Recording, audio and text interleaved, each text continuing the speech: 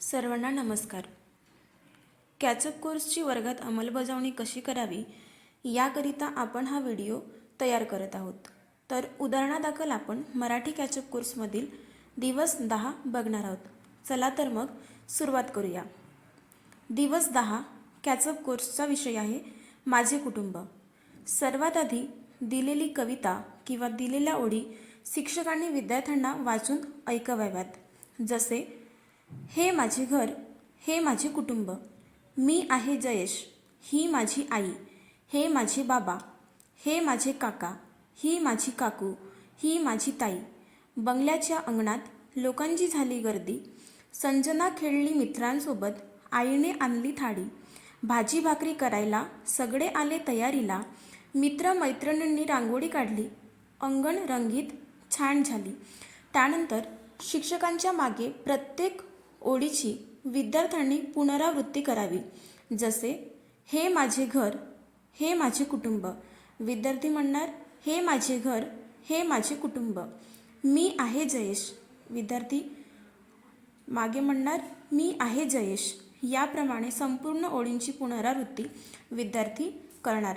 त्यानंतर दिलेल्या ओळींशी निगडीत असलेले प्रश्न शिक्षकांनी विद्यार्थ्यांना विचारावेत व विद्यार्थ्यांनी अपेक्षित उत्तर द्यावे।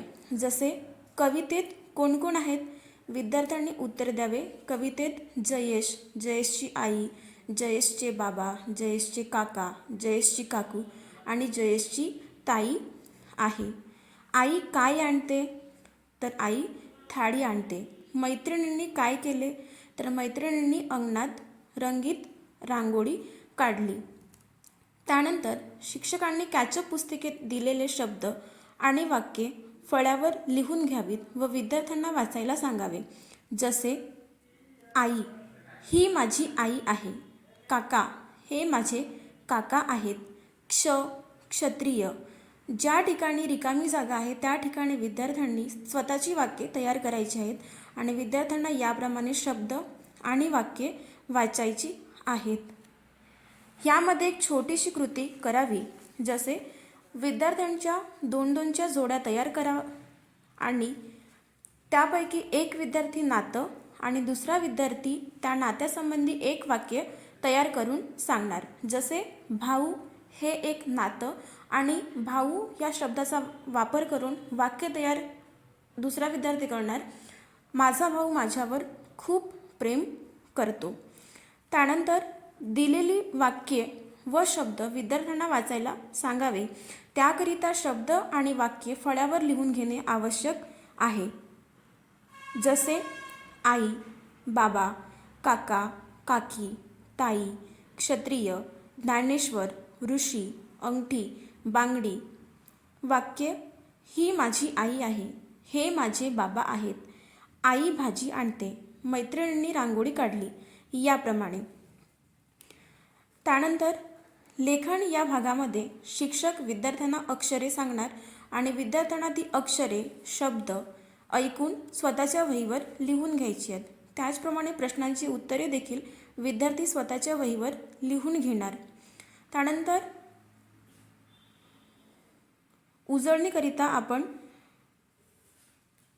विद्यार्थ्यांना कुटुंबाचे चित्र काढायला सांगू व त्यावर नात्यांची नावं लिहायला सांगणार। त्यासोबतच दिलेली कविता किंवा दिलेल्या ओळी विद्यार्थ्यांना पुन्हा म्हणायला सांगा आणि काही प्रश्न विचारा। जसे आज कोणती नवीन अक्षरे शिकलात, कवितेत कोणता भाग मजेशीर वाटला, याप्रमाणे। दिलेली कृती करत असताना आपल्याला गटांमध्येच करावयाची आहे आणि गट तयार करताना एक गोष्ट लक्षात ठेवायची, ती म्हणजे प्रत्येक गटामध्ये काही विद्यार्थी असे असतील की जे इतर विद्यार्थ्यांना मार्गदर्शन करू शकणार। विद्यार्थ्यांचे गट बनवा जेणेकरून प्रत्येक गटात काही विद्यार्थी मार्गदर्शक असतील व इतर विद्यार्थ्यांना कृतीविषयी मार्गदर्शन करतील। धन्यवाद।